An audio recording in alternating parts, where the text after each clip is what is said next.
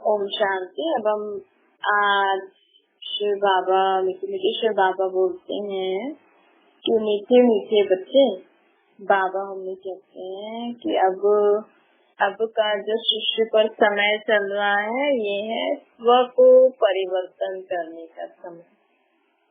हम पहले खुद को परिवर्तन करें तभी हम औरों को भी परिवर्तन कर सकते हैं।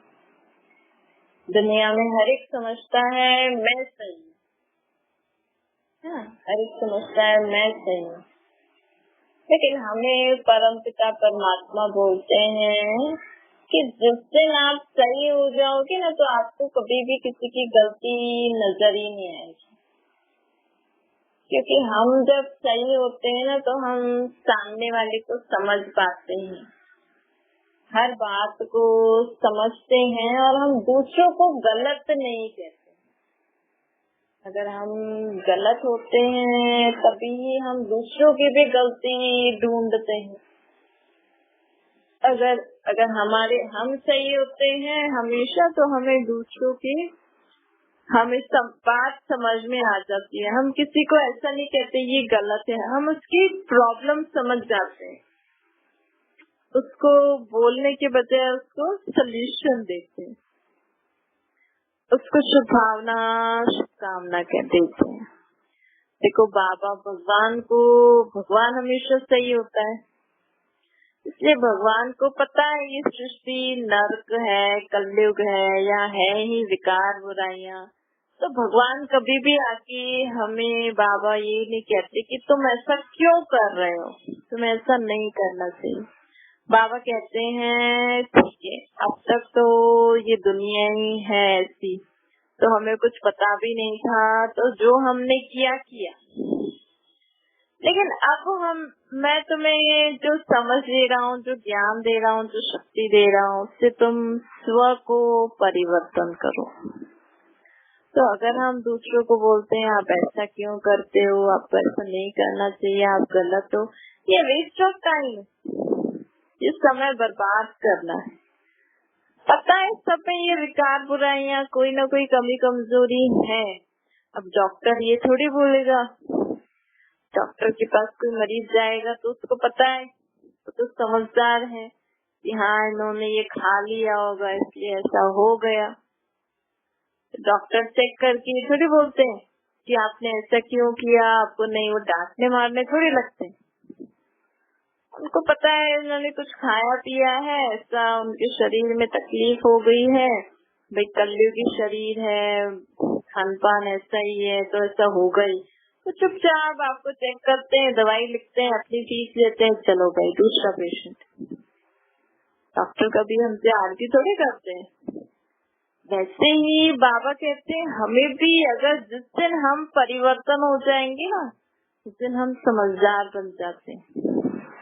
उस दिन हम ऐसे नहीं बोलते कि तुम ऐसा क्यों कर रहे हो, तुम मेरे को ऐसे इंसल्ट क्यों कर रहे हो, तुम मुझे गाली क्यों दे रहे हो, ये ऐसा करती वैसा करती, सब बंद हो जाएगा।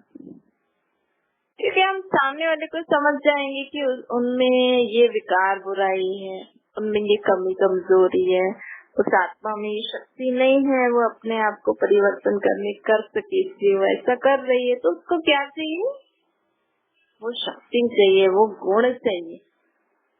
तो जिस दिन हम परिवर्तन हो जाएंगे तो हम उनको क्या देंगे, वो शक्ति, वो गुण देंगे, न कि हम उन पर अपकारियों पर भी अपकार करें और ग्लानि करने वालों की भी ग्लानि करें। नहीं, जिस दिन हम परिवर्तन हो जाएंगे उस दिन हम अपकारियों पर भी उपकार करेंगे, ग्लानि करने वालों को भी मित्र समझेंगे अपना। देखो जो हमारी ग्लानि करता है ना, चलो आज तो हमें आज तक कुछ पता, हम तो अपने आप को सही समझते हैं हमेशा कि मैं तो करेक्ट हूँ। तो जो हमारी ग्लानि कर रहा है हमें उसके शब्द सुनने चाहिए, एक एक।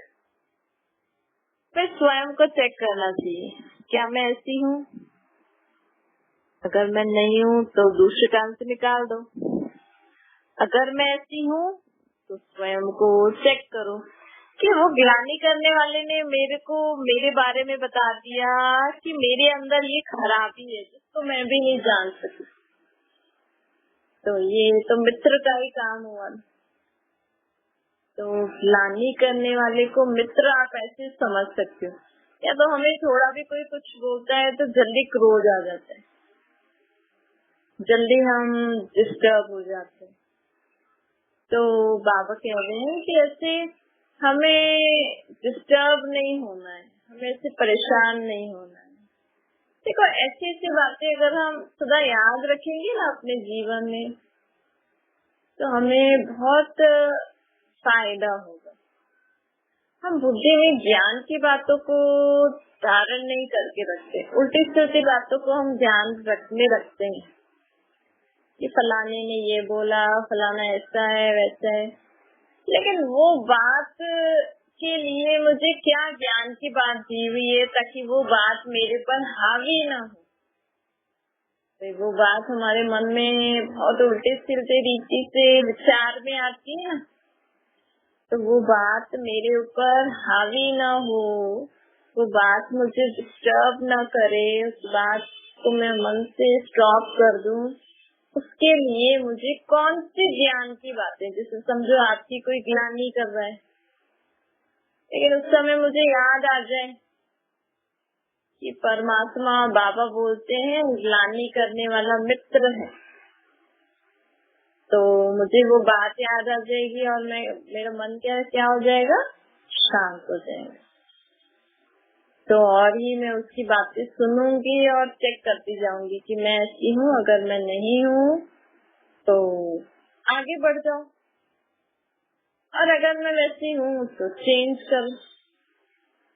तो ऐसे से हमें स्वयं को परिवर्तन करना चाहिए। ज्ञान जो हम सुनते हैं ना उसको बुद्धि में धारण करके रखो, उसको बुद्धि से निकालो नहीं, फालतू बातों को बुद्धि में नहीं डालो। अब जैसे बाबा मम्मी कहते हैं अपकारियों पर भी उपकार करना है, और हमारे तो कोई बुरा करे तो हम भी अगर उसका बुरा करने लगे और हमें वो याद आते कि नहीं बाबा ने तो बोला है अपकारियों पर भी उपकार करना है, तो कब हम उसका बुरा करेंगे, उससे उल्टा सुल्टा व्यवहार करेंगे, बोलेंगे। अगर हम बाबा की एक एक बात को अपने जीवन में धारण करके चलेंगे तो हम कभी भी किसी का बुरा नहीं करेंगे, चाहे कोई हमारा कितना भी अपमान करे, कोई हमें कितना भी उल्टा सुल्टा बोले, हमारे जीवन में विघ्न डाले, परेशान करे, लेकिन अगर मेरी बुद्धि में बाबा की बात याद रही, जैसे नहीं क्वेश्चन आता है और उसका उत्तर अगर हमारी बुद्धि में होता है तो हम फटाफट लिख लेते हैं ना, और क्वेश्चन आए और हमें उसका उत्तर ही बुद्धि में नहीं हो तो हम लिख पाएंगे। ऐसे जीवन में ये जो ज्ञान है ये हमारे जीवन में आए दिन जो परिस्थितियाँ आती हैं, जो बातें आती हैं, उस बातों में हम अपने जीवन में हलचल में ना आए, हमारा मन शांत ना हो, हमसे कोई बुरा काम ना हो जाए, उसके लिए ज्ञान उत्तर है। इसलिए हमें जीवन में आने वाली हर बात का उत्तर हमारे पास है। जो मन में प्रश्न उठते हैं ना कि फलाने ने मेरी ग्लानि करी ये वो, तो उसके लिए बाबा ने उत्तर क्या दिया है, इसको अपना मित्र समझो, उसके साथ और अच्छा करो, उसको शुभभावना शुभकामना दो। ऐसे सोचो कि हमारा हिसाब किताब चुकता हो गया। कितने सारे उत्तर दिए एक प्रश्न के, आपके मन में जो प्रश्न होता है ना उसके बाबा ने इतने सारे उत्तर दिए। तो इन उत्तरों को हमें बुद्धि में याद रखना चाहिए, और रोज रोज हमें ये ज्ञान की बातें क्यों सुननी चाहिए, और इसको कॉपी में भी नोट करके रखना चाहिए। और उस कॉपी को अगर हम रोज रोज पढ़ेंगे ना तो हमें बाबा ने पहले से ही उत्तर दे रखा है हर बात का। फिर हमारे जीवन में कभी भी कोई ऐसी बात आएगी और हम अगर डेली उस कॉपी को पढ़ते रहेंगे आगे पीछे, तो हमें वो तो याद आ जाएगा, तो हम क्या हो जाएंगे, पास हो जाएंगे।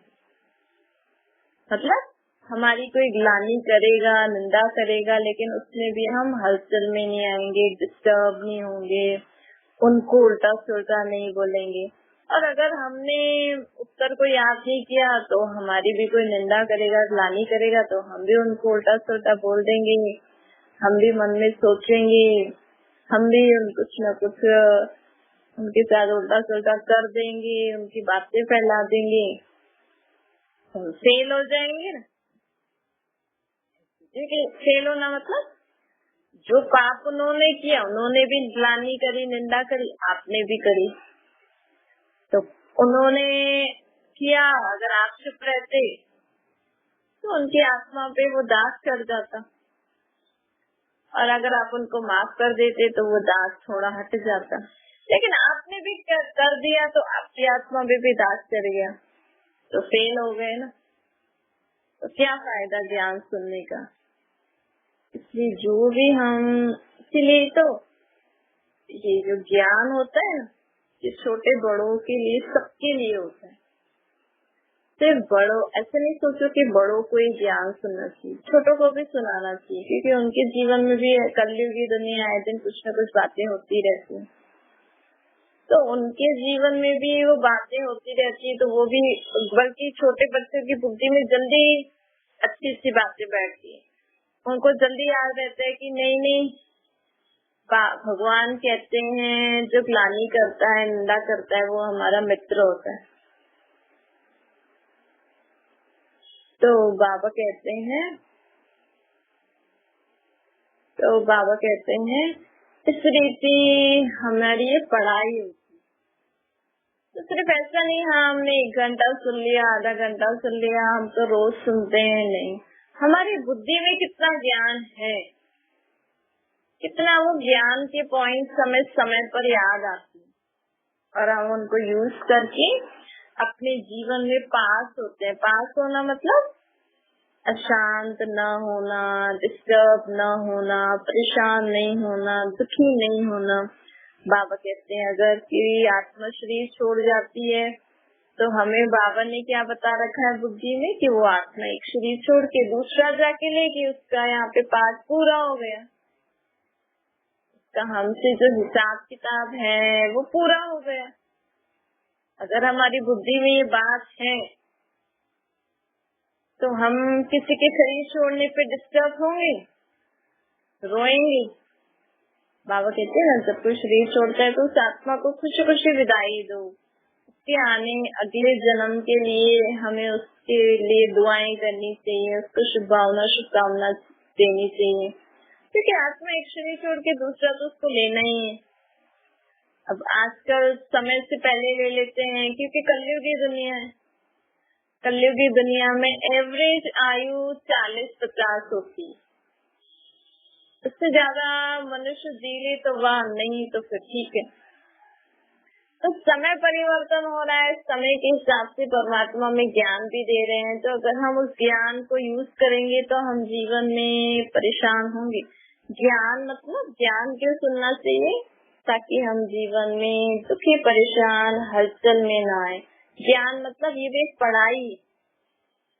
देखो आए दिन दुनिया में कभी किसी को कोई बीमारी हो रही है, कभी किसी की कोई झगड़ा हो रहा है, कभी कोई लोग सुसाइड कर रहे हैं, कभी किसी का बच्चा पढ़ रहा है, किसी का नहीं, किसी का पति अच्छा है, किसी का पति नहीं, किसी की पत्नी अच्छी है नहीं, किसी के पास पैसा है नहीं, वैरायटी टाइप ऑफ दुख परेशानियां।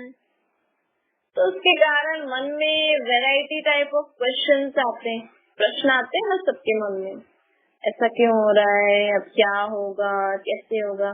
तो इन सब का प्रश्न का उत्तर हमें स्वयं परमात्मा सृष्टि पर आके देते हैं।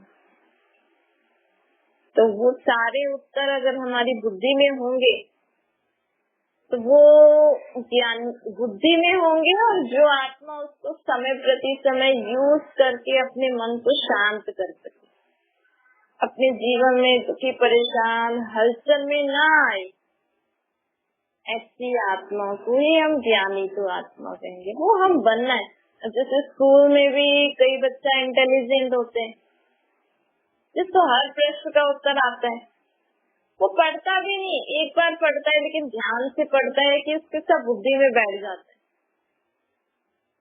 और एग्जाम में हर क्वेश्चन का आंसर लिख के आ जाता है।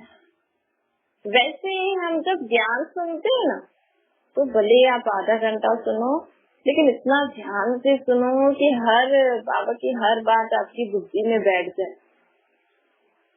फिर आपके जीवन में अगर वही बात आए, कभी ऐसी कोई बात, तो आपको तुरंत वो उत्तर बुद्धि में मर्ज होना चाहिए, तो हम पास हो जाएंगे। हम डिस्टर्ब नहीं होंगे, हम जीवन में दुखी परेशान नहीं होंगे। तभी लोग कहेंगे कि देखो इतनी बड़ी बात हो गई, लेकिन फिर भी ये कितना अच्छे से कार्य कर रहे हैं। तब लोग समझेंगे कि हाँ आप ज्ञान सुनते हो, तब लोग समझेंगे कि आप ज्ञानी आत्मा हो, समझदार आत्मा हो, आप में इतनी समझ, इतनी शक्ति, इतने गुण हैं कि आपने जीवन में आई हुई इतनी परिस्थितियों को भी पार कर लिया। अब जीवन में जो परिस्थिति आती है उसका उत्तर पढ़ाई में, स्कूल की किताबों में थोड़ी होता है। के लिए तो हमें परमात्मा का ज्ञान ही सुनना पड़ता है ना। तो उसका उत्तर हर एक को चाहिए, छोटों को भी चाहिए तो बड़ों को भी चाहिए। आजकल छोटे छोटों को भी गुरु क्यों करा देते हैं? क्योंकि बचपन से कोई ना कोई बात आ जाती है। आज बच्चा खेल रहा है, कुछ उसको लग जाती है, कुछ गिर जाता है, कुछ चोट आ जाता है, बीमार पड़ जाता है, पढ़ाई लिखाई या नहीं, कोई संस्कार खराब है, तो बचपन से आत्मा ने नया शरीर लिया, तब से उसका कोई ना कोई हिसाब किताब आ ही जाता है। तो उस केस में बच्चों को भी समझाना, बच्चों को भी हम बचपन से ही उनको ज्ञान वगैरह सुनेगा करेगा, तो उसको भी जीवन में प्रश्न नहीं आएगा। नहीं तो बच्चा पूछता है मम्मी ऐसे क्यों हुआ, अब क्या होगा, तो माँ बाप भी नहीं सुनते तो बच्चों को भी नहीं सुनाएंगे, तो फिर कौन देगा उत्तर? नहीं, फिर लोग इधर उधर भटकते रहते हैं, वही दुख को ही फिर सोचते हैं भगवान का ही सब कुछ दिया हुआ है, तो दुख भी भगवान का ही दिया हुआ है। फिर उल्टा ये बोल देते, कहते हैं कण कण में भगवान है, सब कुछ भगवान ही कर रहा है, ये दुख भी भगवान ने दिया है, इसको सुख समझ के पी लो। अब ऐसा, भगवान तो सुख का सागर है ना, हम भगवान की महिमा क्या गाते हैं? दुख हरता सुख करता गाते हैं कि दुख करता गाते हैं? दुख करता उसके दुख को ही सुख समझिया, तो फिर ये महिमा गाओ ही नहीं कि वो दुख हरने वाला है, सुख करता है, सुख देने वाला है। देखो हम दो बात करते हैं ना दुनिया में, कलयुगी मनुष्य, कहीं एक जगह गाते हैं कि वो दुख हरता सुख करता है, दूसरी जगह जब दुख आता है तो कहते हैं अरे कण कण में भगवान है, ये चाकू से लगा ना आपको, ये भी भगवान ने ही दुख दिया है, क्योंकि आपने वो गलत काम किया ना, इसलिए आपको ये दुख मिला, भगवान ने दुख दिया। देखो उल्टी गंगा इसको बोलते, उल्टे सुल्टे बातें फिर खुद के दिमाग पे भी बिठा देते हैं, फिर बच्चों को भी बोल देते हैं। देखो आपने झूठ बोला ना और उसको लग गई, तो बोला देखा भगवान ने आपको पनिशमेंट दे दी, फिर वो भगवान से डर जाता है। लेकिन हमें, भगवान तो हमारा बाप है ना, हमने उल्टा कर्म किया तो हमें दुख मिला, हमने चाकू को गलत रीति से यूज किया तो हमें लग गया, इसका मतलब भगवान ने तो नहीं हमें चाकू से कट कराया ना। क्या भगवान हमारा माता पिता इतना पत्थर दिल है? क्या आपका बच्चा गलत काम करेगा तो आप उसको चाकू से कट करवा दोगे? एक एक बात हमें सोच समझ के बोली, नहीं तो इसके कारण ही हमारे ऊपर पाप चढ़ता है। आपने अगर किसी को बोला कि देखा आपने झूठ बोला ना, इसलिए आपको भगवान ने पनिशमेंट दिया, अगर उसको कहीं लग गई और उसको आप ऐसा बोल रहे हो तो ये आप बहुत बड़ा पाप कर रहे हो, क्योंकि आप भगवान को बोल रहे हो कि भगवान ने आपको ऐसे गिराया। क्या आपका बच्चा अगर झूठ बोले तो आप उसको गिरा दोगे कि आपने झूठ क्यों बोला? मारते हो ना, मारते भी हैं, लेकिन लोग फिर भी बोलते हैं कि प्यार से समझाओ, ऐसे मारो डांटो नहीं। झूठ बोलना है उसको सिखाओ, ऐसे मारो डांटो नहीं। आप एक दूसरे को शिक्षा दे रहे हो और भगवान के लिए ये कह रहे हो कि आपने झूठ बोला, इससे उन्होंने आपको गिरा दिया, आपको चाकू से कट करा दिए, आपको चोट लग गई है, कुछ गलत और हो गए, तो ये हम भगवान के लिए झूठ बोल रहे हैं ना। एक तरफ से हम कह रहे हैं दुख करता सुख करता, क्या भगवान के पास शक्ति नहीं है हमारे झूठे संस्कार को खत्म करने की, जो वो हमें ऐसे गिरा के या चाकू से कट करा के सजा देंगे। तो हम बोल क्या रहे हैं, हमें अपने एक एक गोल को चेक करके फिर ही परमात्मा भगवान के लिए कुछ बोलो, नहीं तो ये भी हमारे ऊपर पाप चढ़ता है ना। हम खुद तो भगवान के लिए झूठ बोल रहे हैं, फिर औरों को भी ऐसा बोल रहे हैं, तो मतलब डबल पाप चढ़ गया। फिर उसने किसी और को बोला, मतलब हमारे ऊपर ट्रिपल पाप चढ़ गया। तो ऐसे ऐसे करके हम द्वापर युग से अपने ऊपर कितने पाप लेते आए हुए हैं कि हम भगवान के लिए कह रहे हैं कि ये जो आप गिरे, ये जो आपके साथ घाटा हुआ, बुरा हुआ, ये भगवान का दिया हुआ है, क्योंकि आपने ये गलत काम किया है। या कभी कुछ ऐसा हो जाता है तो लोग बोलते हैं भगवान ने दुख दिया है, उसको सुख समझ ले, तो ये भी हम पाप ही करते, क्योंकि हम भगवान को कहते, भगवान के लिए कहते हैं कि आपने हमें दुख दिया। आज आपको कोई बोले कि मम्मी आपने मेरे साथ ये बुरा किया, आप बोलोगे मैं माँ हूँ आपकी, मैं आपके साथ ऐसा बुरा क्यों करूँगी, कैसे करूँगी, मेरे तो संकल्प में भी नहीं आएगा। आज बच्चे अगर माँ बाप के लिए बोले कि मैंने ऐसा किया इसलिए मेरे माँ बाप ने मेरे साथ ऐसा धोखा किया, गलत किया, जबकि किया नहीं है, तो आपको कितना बुरा लगता है।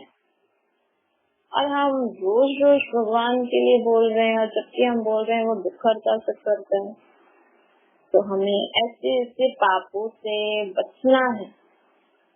हम जो बोल रहे हैं उसको बहुत सोच समझ के बोल रहे हैं, ऐसे नहीं कि हाँ इस ग्रंथ शास्त्र में लिखा हुआ है, इस गुरु जी ने बोला, इस पंडित ने बोला, लेकिन आपके पास बुद्धि है या नहीं है।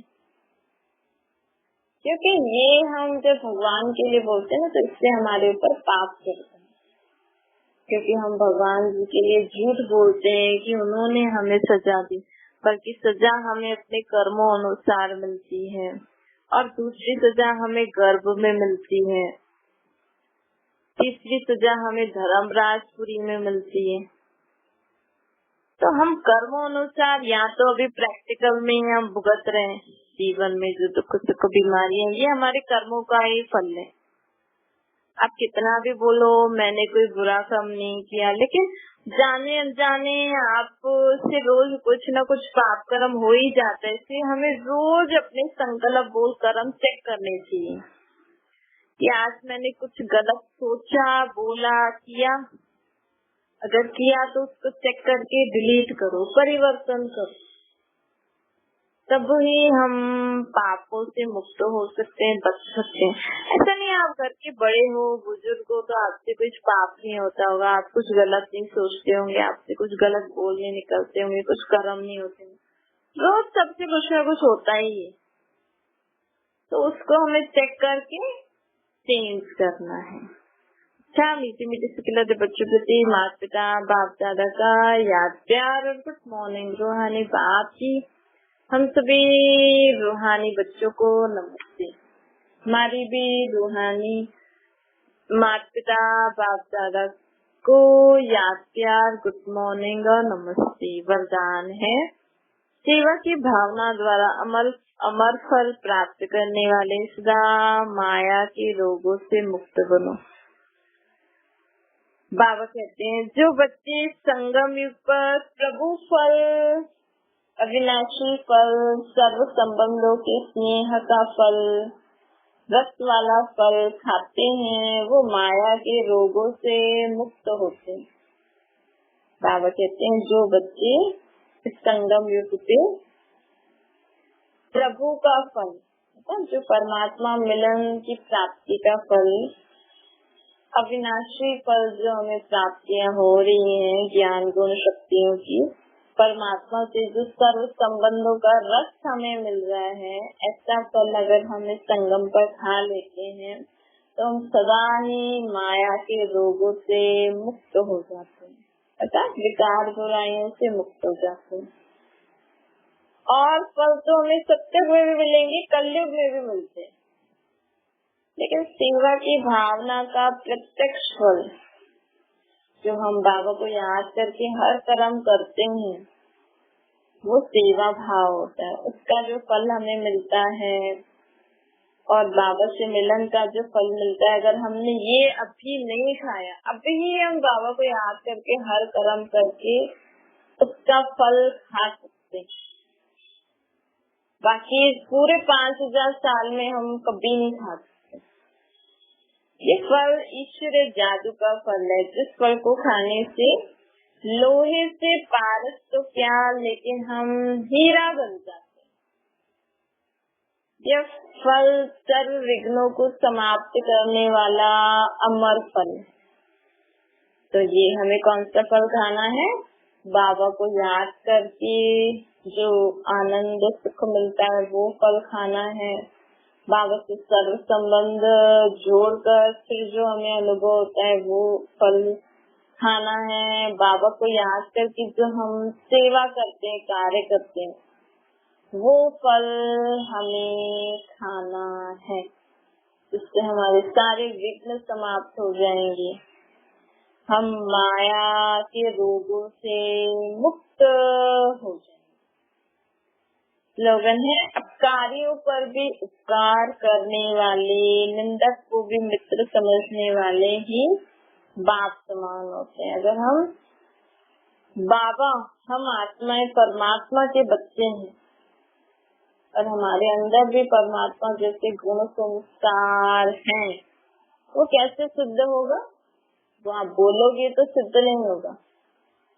लेकिन जिस दिन हमने अपकारियों पर भी उपकार करना शुरू कर दिया, ग्लानि निंदा कराने वालों को भी अपना मित्र समझना शुरू कर दिया, उस दिन हमारे अंदर परमात्मा की गुण शक्तियाँ आ गई, हम उनके समान बन गए हैं, ऐसा आप समझ सकते हो। ऐसा लोगों को भी अनुभव होगा। यहाँ पे भी अगर कोई लोगों के साथ बुरा करते हैं और वो फिर भी अच्छा करते हैं तो कहते हैं ना कि आप तो एकदम भगवान हो, देखो आपने उसको माफ कर दिया, उसने कितना बुरा किया। तो भगवान हम नहीं बन सकते, लेकिन भगवान के गुण संस्कार शक्तियाँ हम धारण करके वैसे कर्म कर सकते हैं। ओम शांति। बाबा को याद करिए।